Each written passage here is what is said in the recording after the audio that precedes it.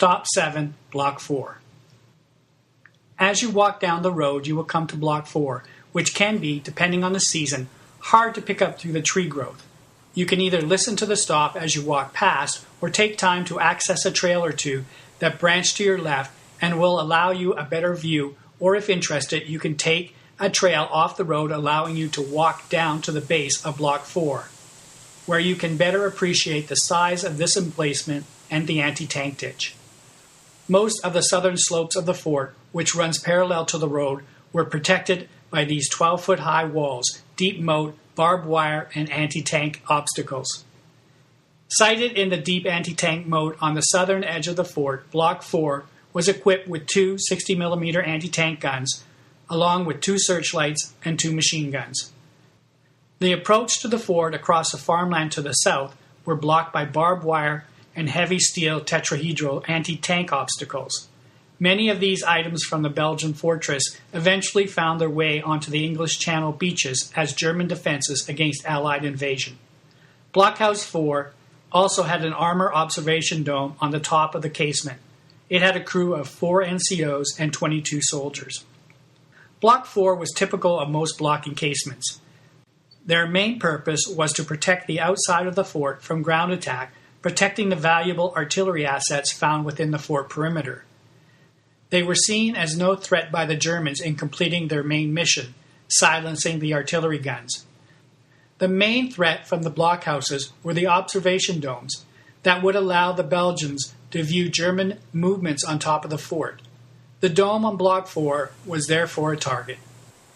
Troop 5 and 8 had been actively silencing the various military targets in this area, which included assaults on Cupola Sud and Cupola Nord. After successfully assaulting these two artillery emplacements, they turned their attention to the observation dome on Block 4. Using their captured Belgian prisoners of war from the anti-aircraft guns captured earlier as a shield, the paratroopers advanced towards Block 4. Once there, a 50-kilogram hollow charge was detonated above the armored observation dome of Block 4, killing the observer. One by one, the eyes of Fort Eben Emael were being plucked out with deadly precision. The hollow charges used by the paratroopers that day were proving to be the most powerful weapon. The principles of a hollow charge were conceived in 1888 by Charles Monroe, who was considered one of the world's authorities on explosives.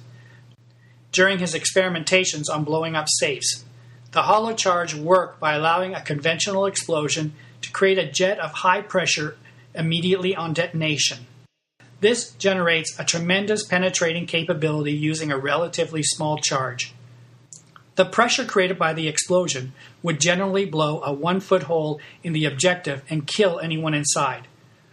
Once ignited, the force of the explosion melted its inner steel liner and sent a molten metal stream of hot gases and metal splinters through a narrow hole into the casement. The large 50-kilogram charge, capable of penetrating up to 10 inches, was divided into two spheres and required assembly prior to employment. The single sphere 12.5-kilogram charge was capable of penetrating up to 6 inches. We can now move on to Stop 8. It is an observation post that is outside the ring of blockhouses and anti-tank ditch.